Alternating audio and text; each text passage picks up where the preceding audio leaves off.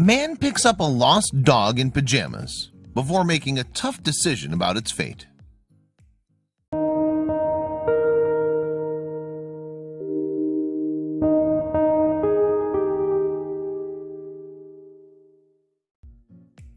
Picking up a lost dog means taking on a lot of responsibility. To find the pooch's owners often requires putting up signs, calling numbers on tags, posting online, and maybe even housing the fella for a few nights. Making sure the dog and those who love him are happy makes it all worth it. One Takoma, Washington resident pulled over to the side of the road to pick up a lost dog who oddly was wearing a set of blue pajamas. While the man searched diligently for the owner, the dog's curious behavior forced him to make a tough call about the canine's fate. Christopher Goldsmith assumed it would be just another mundane day in Washington.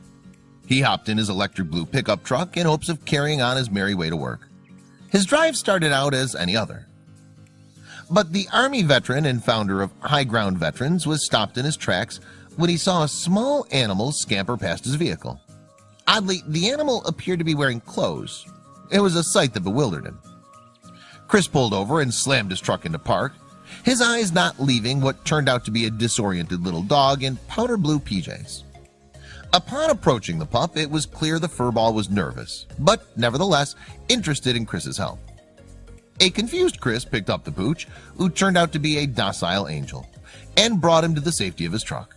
The two stared at each other for a moment before Chris whipped up a makeshift leash for the camel-colored dog out of a parachute cord. Hoping to find the dog's owner, Chris let the dog lead the way on an hours-long aimless walk. "We probably walked a mile in circles," Chris said. He didn't seem to recognize any house or make any attempt to run up on anyone's front porch. After a failed mission, they headed back to Chris's truck. When the dog, now more comfortable, nuzzled up to his new hero, Chris knew he had no choice but to take the dog to work. He couldn't deny he was looking forward to having an office buddy. Before taking the dog into the office, Chris called the number on the dog's rabies vaccine tag to see if he could obtain any information on who the lonely mutt must belong to. He found out that the mongrel was just 8 months old and adorably named Frosting. Though the company promised it would contact Frosting's owners, it simply couldn't give Chris any confidential information. So all the duo could do then was wait and tweet. Chris thought that perhaps the internet could help locate Frosting's owner. A cocky Chris was nearly positive that he'd get a speedy Twitter response to his explanatory tweet. But alas, goose egg. He wrote that he'd hold the dog until noon when nearby animal shelters opened their doors. Until then, Frosting would spend the day in Chris's office. Soon enough, Chris realized that Frosting was a very good boy, but a clingy good boy. He wouldn't allow any space between him and Chris, always ecstatically sprawling out on his feet or in his lap, which made work sort of difficult.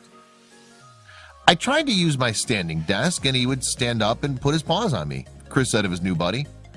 As it turned out, he and his wife had coincidentally planned to adopt a dog just a month later.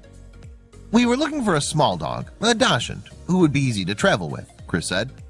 So as he started thinking about the possibility of nobody coming to claim sweet little Frosting, the more he liked the idea. At the time, Chris was staying at a summer rental property that was strict about its no dogs policy. So Frosting had to spend that first night at Chris's friend's house. Frosting, understandably, did not enjoy being ripped away from his new adopted dad. "This dog is very, very, very bonded with me," Chris explained. "As soon as I left, he was glued to the window, looking to see where I went. And in the morning, he was super excited to see me." Frosting surely didn't understand Chris would only be gone for a few measly hours. Still, Chris had to admit that Frosting's separation anxiety was cute, and that he too missed the pooch that night. Considering their newfound connection, there's no doubt that Chris was more than elated when a week passed without anyone claiming poor Frosting. "My wife is already attached to the dog. She might die of a broken heart if we couldn't keep him," said Christopher. Though he joked about his smitten spouse, he couldn't imagine letting go of his new friend. He dreaded having to return the pooch. The curious case of Frosting was a bizarre one. Where were his owners? Why hadn't anyone contacted Chris? Why was Frosting wearing suspiciously clean pajamas when Chris found him? Though there were questions, Chris no longer cared for the answers. "He's nice, quiet, and well-behaved. Seems like he'll be the perfect office dog," Chris happily said. It looked like the Washington resident and his giddy wife were set on adopting the pupper who seemingly appeared out of thin air. They felt that the name Frosting was still a good fit for the doggo, especially considering the good boy was nearly sweet enough to eat. Together, Chris and his wife bought Frosting a new tag to commemorate his gleeful homecoming. Chris knew the strange encounter with Frosting was a gift, and fate must have had something to do with it. He and his wife never had to go pick out a dog because, in reality, Frosting picked them. Though Frosting was lucky enough to have a run-in with this kind future owner, Christopher Goldsmith, not all dogs are that fortunate. In October of 2016, 2-year-old Black Lab Bandit was brought by his owner to the local animal hospital in Gardner, New York. Soon enough, however, the crafty pooch managed to escape. Bandit's family searched far and wide for their beloved pup, all to no avail. The woods where he'd escaped were impossibly deep, and the chances of locating him there dwindled by the day.